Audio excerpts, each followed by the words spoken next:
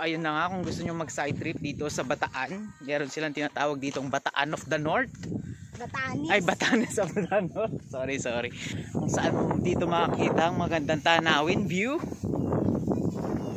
from up above.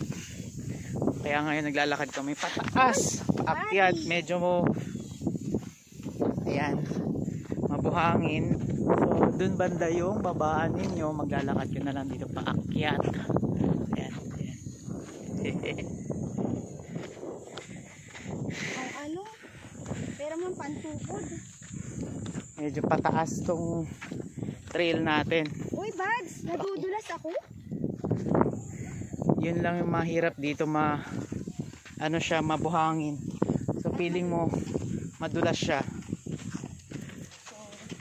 At pababa ay para Mag-slide ka na lang pababa. huh? So this is the top of Batanes of the North.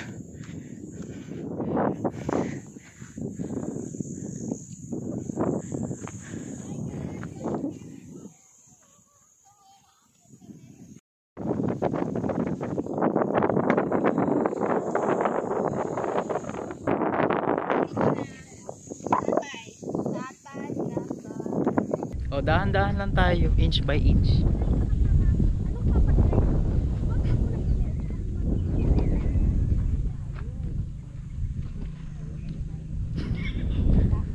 Dapat pala dito sa kabila eh. Oh, ayan oh, nakababa na siya. Ito yung pinakamatarik na part.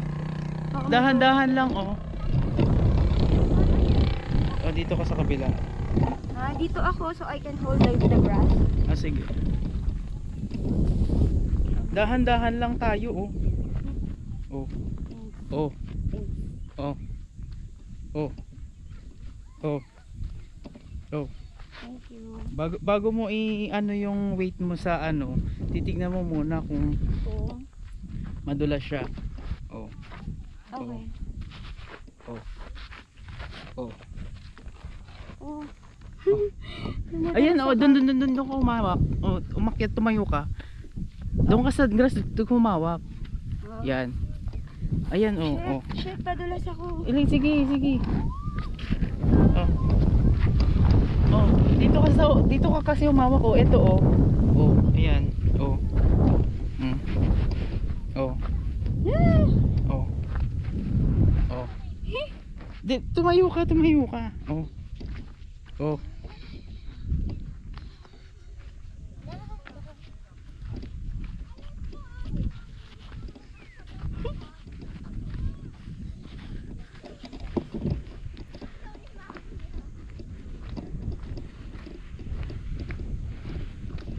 Oh. Iba ba ang dinadaanan ko? Sa dapat daanan? Dahan-dahan ka lang naman kasi dapat. Pwede ka naman tumakbo na dyan eh. Tignan mo yung bata oh. Yung style ng bata nagpapadulas.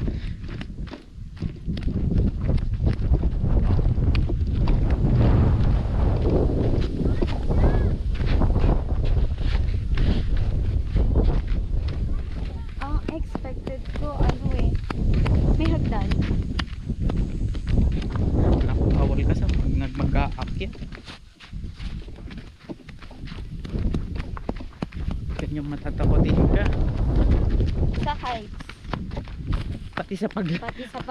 Magandang hapon sa inyo lahat. Welcome sa Dambana ng Kakitingan o Mount Samat National Shrine po. Ito ay sagradong lugar and military shrine.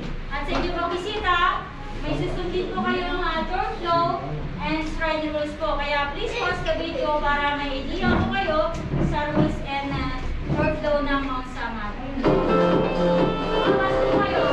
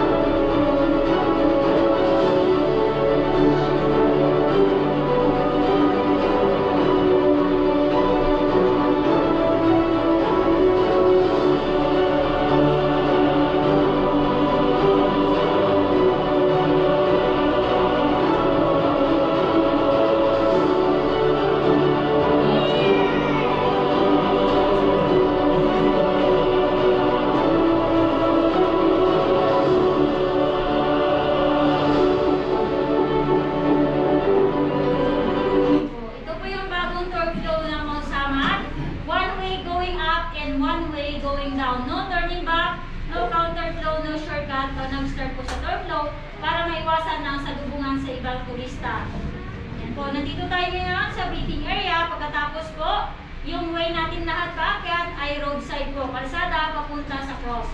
Madaanan ninyo itong grandstand, Battle of the Pockets. Dito may mga upuan, kung may bakante, pwede kayo magpahinga. Madalaw po dyan ang Balanga area, Bagak, Morong, Mount natin po. Lakad naman kayo, papunta na sa Monumental Cross. Ang cross na Mount Samat, 92 meters ang height. Dahil 92 days po, nakipaglaban dito ang mga ninuno natin sundalo noong World War II. Naka-align po yan facing sa monumento ni Dr. Jose Rizal sa Luneta Park po. At may elevator sa loob, pero sa ngayon hindi bukas sa publiko dahil under maintenance and rehabilitation ang whole building. Ang Mount Samat Cross po, 54 years na, kaya sa pag-akyat ninyo doon, only viewing sa base and ground ng cross. Pagkatapos, pwede na kayong bumaba, going down dito sa Bloodstone zigzag footpath. Yan po may 448 steps po pababa, going sa Colonnade. Ang Colonnade, may underground museum po yan, bukas lang hanggang 4:45 po ng hapon. Then pagkatapos ninyo sa museum, dito po exit natin sa harap po ng flagpole, going down sa 64 steps, papunta sa view deck. Diyan po makita ninyo ang 155 cannon po na ginamit din noong World War II. After that, pwede na kayong bumalik sa parking area po ninyo or palabas po ng gate. Kami po muna napamahin sa may mga vehicles na kalad po sa taos dahil ang parking area po doon nag-landslide po. Kaya lakad lang tayo paakyat at pababa. Para po naman sa safety natin yan. Ayan po. Sa usual na lakad, 1 hour and 10 minutes. Kasama po doon pahinga at picture taking sa inyo. Depende po sa bilis at bagal ng lakad natin. Ayan po. Importante po, 5 o'clock ng hapon, nandito na tayo sa baba. Dahil yun po ang closing na shrine. Comfort room po, meron po dun sa labas, right side ng kalsada ng Grandstand, may comfort room. Sa cross area, sa tabi ng gazebo, at sa labas ng museum, may comfort room din po. Katanungan po sa ating tour flow, yan po ay walang sapilitan kung hindi po ninyo kaya. Katanungan po, question, wala. Next po natin kung wala kayong katanungan, yung shrine rules. Inside the museum po, silent mode your phone. You can take picture, but no flash photography and no video recording. Only inside the museum. Sa labas lang po tayo pwede mag-video. No littering, dahil lamang samat, no trash bin.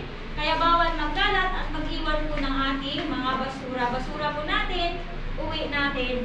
Pets are not allowed, no indecent behavior, no loud noises, no yelling, no smoking or vaping, no running or horseplay.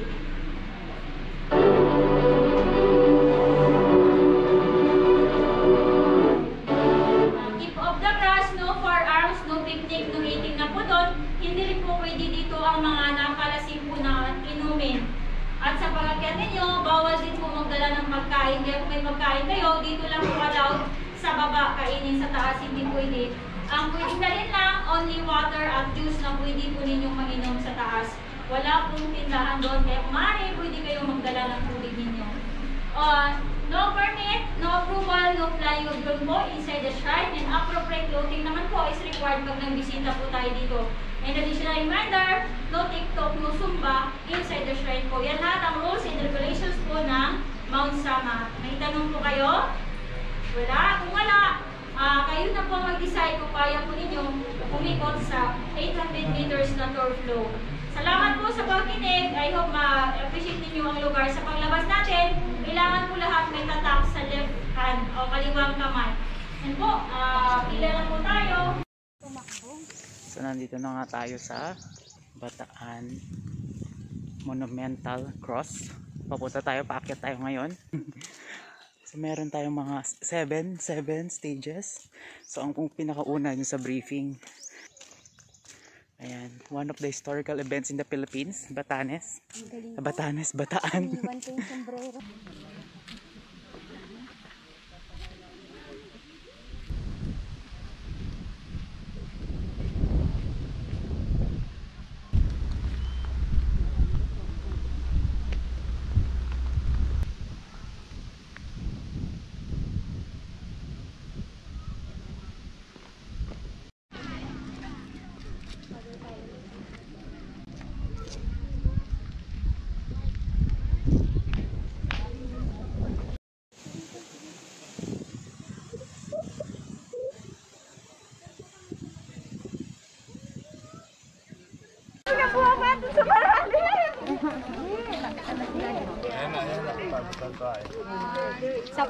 Picture ba? Kasi yung magandang picture is atin. Ano ka lang yun? Ako nang bahalang.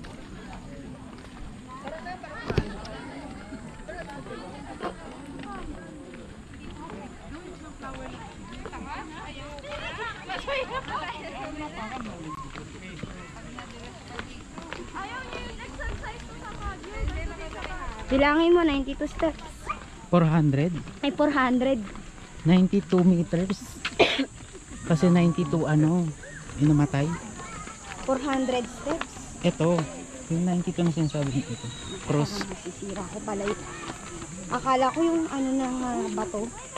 Yung hagdan. Ano pala siya?